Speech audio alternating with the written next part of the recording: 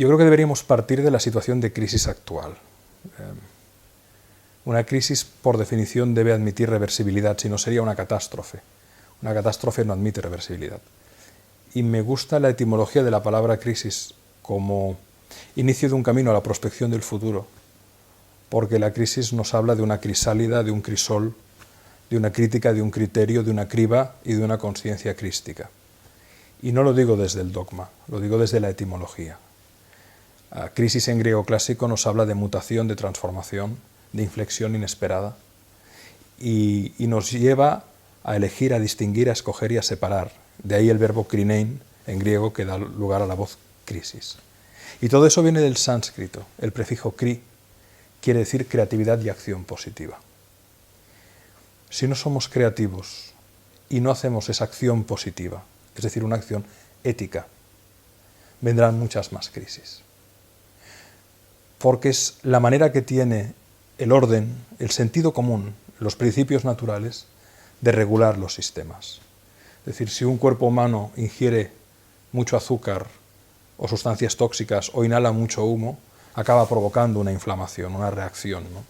Lo mismo nos pasa en lo psicológico, en lo espiritual, en lo individual y en lo colectivo. Quiero decir que, en el fondo, esta crisis económica que estamos viviendo globalmente es una crisis institucional y es una crisis ética. La miseria moral engendra miseria económica, que a su vez puede seguir perpetrando y engendrando miseria moral. Creo que se están despertando muchas conciencias. Creo que iniciativas como la que nos unen aquí, como la iniciativa de Watt, es una metáfora, como muchas otras, de que cada vez hay una masa crítica mayor que pide simplemente transparencia. Transparencia. Porque la justicia queda en las manos de lo humano y muchas veces la legalidad es profundamente inmoral. Yo creo que el futuro necesariamente tendrá que ser más transparente y necesariamente tendrá que ser más democrático. No será sostenible la falta de distribución de riqueza que tenemos hoy. No será sostenible la corrupción rampante y las élites extractoras, que en el fondo son oligarquías que se autoprotegen y que se enquistan en un gobierno financiero y político y que se perpetúan. No será sostenible. No será sostenible la contaminación del planeta. No será sostenible aquello que no respire transparencia y justicia social. Pero no desde el buenismo, sino por pura sostenibilidad. Lo que no se aguanta, no se aguanta. Y tiene que caer para que nazca una nueva vía, una cuarta vía. Creo que el comunismo fracasó porque hubo unas oligarquías que lo corrompieron, ¿no? El neoliberalismo es pernicioso porque hay unas oligarquías que lo corrompen y provocan desahucios, provocan recortes en justicias sociales que ha costado mucho tiempo conquistar. La socialdemocracia tiene que también hacer un ejercicio de reflexión y de autocrítica, y en ese futuro de transparencia, de democracia, de redistribución de la riqueza, donde sepamos realmente diferenciar deseo de necesidad, donde las innovaciones tecnológicas nos lleven a poder tener cultivos hidropónicos mucho más eficientes, a tener una farmacogenómica que por mucho menos coste procure salud a la población, a tener sistemas de nanotecnología que sirvan para sanear las aguas, a tener sistemas que puedan eventualmente, hasta que la energía procedente del hidrógeno o de la electricidad se instale con más fuerza, a tener hidrocarburos que proceden de las algas que por desgracia están proliferando por aumento del clima en el mar. Es decir, lo que no cambiemos por convicción, cambiará por compulsión. Por supuesto que el futuro no es un lugar maravilloso, seguirá habiendo corrupción, seguirá habiendo indecencia, seguirá habiendo psicopatía en el poder, seguirá habiendo... Pero quiero pensar que a la larga, por ejemplo, los paraísos fiscales no son sostenibles. No puede ser. No puede ser que una masa enorme de dinero que se genera de una economía B, oculta, perversa, corrupta, queden anotaciones en lugares que no tributan, en detrimento de una fiscalidad que tendría que ir a parar a la gente que sufre. Los paraísos fiscales no serán sostenibles. No serán sostenibles las fronteras artificiales, no será sostenible. ¿Cómo se transformará eso? No tengo ni idea, nadie lo sabe. Nadie lo sabe. Y hacer un augurio del futuro es absolutamente imposible. Sabemos que en 30 años, en lugar de 7.000 millones de personas, seguramente seremos casi 10.000. Sabemos que hay muchos cambios por hacer, pero hemos necesitado, por ejemplo, un Auschwitz para tomar conciencia en un lugar determinado o en varios lugares del mundo de que algo tan ignominioso y abominable no puede volver a ocurrir, ¿no? Hemos tenido que pasar por una Segunda Guerra Mundial atroz o por una guerra civil en España terrible, que aún no está cerrada porque hay heridas emocionales abiertas y memorias que tienen que ser dignificadas, pero nos hemos dado cuenta, el ser humano aprende muchas veces no por convicción, sino por compulsión, ¿no? Y creo que esta crisis está abriendo los ojos, y creo que van a venir más, porque podía haber sido el germen de una transformación que no se ha acabado de producir. Van a venir más crisis. Pero a la larga todo eso servirá, yo creo, para que el sentido común, ya no hablo del bien común, es decir, es indecente que el gap salarial entre el nivel más bajo de una organización empresarial y el más alto sea de 1.000 euros a 10 millones. No puede ser. Gaps salariales, redistribución de la riqueza, justicia social. Tienen que llegar, porque o si no, mucha gente considera que nuestra sociedad parece que esté dormida, pero a la larga se acabará despertando. S. Kuhn decía en el libro La estructura de las revoluciones científicas que el cambio de un paradigma científico se produce cuando la generación anterior de científicos que negaban el nuevo paradigma fallece. En lo social ocurre lo mismo, pero los que son la voz del cambio son los jóvenes. Y ellos van a ser los que van a propiciar, yo creo, un cambio muy significativo. Antes hablábamos, ¿no?, de que hay una crisis institucional, no solo crisis económica, no solo moral, papado, monarquía, gobierno, comunidades, diputaciones. Los órganos de poder, tal y como los hemos concebido, obedecen a estructuras obsoletas. La impunidad ante la ley de la monarquía, a los aforados, eso no va a ser sostenible tampoco en el futuro. Y creo que cada vez más nos estamos acercando y ahora me alejo un poco del territorio de lo material para entrar en el territorio es decir, del mismo modo que la red genera y se ha convertido en una estructura paralela que no deja de ser un inconsciente colectivo tecnificado, donde convive todo, donde conviven los contenidos más útiles, inspiradores, con lo más obsceno y banal, pero que ha servido para canalizar revoluciones ya. Veamos lo que pasó en Egipto, y que han sido chispas, pequeñas grietas que se han convertido en grandes brechas. Yo creo que llegará un punto en el que desde una nueva generación de gente joven, con una mirada que nosotros no podemos ya tener por propio condicionamiento histórico, va a ir generando un nuevo paradigma. Hoy mismo vivimos, por ejemplo, la emergencia de toda la potencia de las redes sociales, que en sí era un concepto. Teilhard de Chardin lo había planteado en los años 50, pero nadie más. Teilhard decía: el mundo será una esfera de comunicación, pero no sabía cómo lo sería.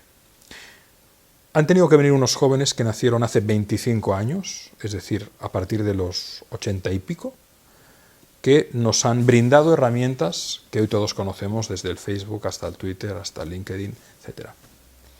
Yo estoy convencido de que los jóvenes que nacen hoy, en el 2013, dentro de 25 años, en el 2038, pueden plantearnos esquemas vinculares y relacionales que hoy nadie es capaz de concebir, simplemente porque se van a manejar en una estimulación, en una interactividad, y probablemente vendrán aquí con una predisposición determinada que no podemos concebir.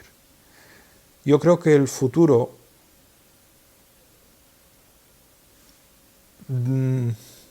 va a reclamar. Platón decía que la mayor de las virtudes, lo decía Sócrates, pero Platón lo expresaba, ¿no? Era la justicia, ¿no? Y la justicia emerge como el resultado del arte de bien pensar, de la sabiduría, del arte de bien sentir, de la fortaleza y del arte de bien actuar, ¿no? La templanza, ¿no? Y creo que alejados de todo dogma y de toda posición asimétrica, creo que se van a romper a largo plazo las simetrías, emergerá una verdadera conciencia democrática en la que en el fondo el antídoto para cualquier crisis o cualquier infamia se llama cultura. Cultura. Y la cultura pasa por la palabra, por el vínculo, por la lectura, por la comunicación, por el diálogo, por el fomento de la curiosidad. Yo creo que hay muchísimo trabajo por hacer y, como dice el amigo Jordi Pigem, hace mucho más ruido un árbol que cae que 1.000 millones de árboles que crecen, y hace mucho más ruido una bomba que 1.000 millones de caricias. Pero vivimos pendientes del árbol que cae y de la bomba que cae porque los medios de comunicación que viven de la economía de la atención nos lo presentan cada día para engancharnos y vender más periódicos o tener más GRPs. Pero en realidad cada día hay más árboles sembrados y se va extendiendo una conciencia, no ya de sostenibilidad, sino humana, que nace del marasmo. ¿Cuántas personas hoy están luchando contra los desahucios, cuando esa palabra era impensable hace unos 20 años? Precisamente porque se han pervertido tanto las cosas, emergen nuevas conciencias, nuevas formas de denuncia, nuevas iniciativas populares que pueden acabar convirtiéndose en leyes, que los propios partidos políticos contrarios a ellas se ven obligados a someterse a la democracia del pueblo para no quedar mal en la foto. Y eso va a pasar, y va a pasar a gran escala. Más tarde o más temprano. Pero yo estoy convencido de que avanzamos hacia una sociedad en la que, para simplemente poder estar en la Tierra nosotros, tú y yo, o somos más transparentes y más humanos, o no habrá humanidad.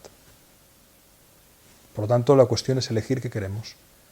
Y yo creo que la pulsión de vida acaba siempre venciendo a la pulsión de muerte, aunque en el proceso haya una dialéctica atroz. Siempre la ha habido y siempre la habrá. Ya lo vieron los taoístas hace miles de años, mucho antes de que Hegel, inspirado en la traducción del Tao Te Ching, postulara la evolución del pensamiento, ¿no? El cambio esencial pasa porque cada cual cuide extraordinariamente bien su parcela. Es decir, no prediques, tu hijo te está mirando. No prediques, tus compañeros de trabajo te están mirando. No prediques, tu vecino te está mirando. Cuida bien tu acera, cuida bien tu jardín, cuida bien tu casa, atiende bien a los invitados. Lo digo como metáfora, por supuesto. Cuida bien la calle de tu pueblo, cuida bien al vecino de tu pueblo, cuida bien al anciano que no tiene recursos, cuida al vecino que no llega a fin de mes. Mira, Gandhi hace muchos años dijo una frase extraordinaria que decía lo siguiente: las cosas que nos destruirán son la política sin principios, el placer sin conciencia, la riqueza sin trabajo, el conocimiento sin carácter, el negocio sin ética y la adoración sin sacrificio. Podríamos decir la entrega sin compromiso, traduciéndolo muy libremente, ¿no? Pero política sin principios, placer sin conciencia, riqueza sin trabajo, conocimiento sin carácter, negocio sin ética, entrega sin compromiso. Luego la solución es muy simple: principios, conciencia, trabajo, carácter, ética y compromiso. ¿Por qué? Porque hay una obviedad que hemos obviado, y es que la psicología crea la economía. El alma crea la materia. Lo que no se ve crea lo que se ve. Los valores generan valor. Fíjate qué paradoja, ¿no? Los clásicos llamaban al maestro magister, el más grande, el que se ocupa de lo grande. Y lo grande que es el cultivo de la educación del alma de las nuevas generaciones. En cambio llamaban minister el que se ocupa de lo pequeño al ministro, el que tiene que administrar la materia. Y hemos subvertido los términos. Estamos recortando a los magisters, a los maestros, y castigándoles y fastidiándoles. Están muchas veces sometiendo a humillaciones, y a los médicos y a otros tantos funcionarios que vigilan por el bien común y por la salud física, emocional y, si cabe, espiritual de una sociedad. Y en cambio vemos como los ministers, y no todos, porque evidentemente generalizar sería obsceno también, pero como hay una evidente mezcla de corrupción, impunidad, secretismo,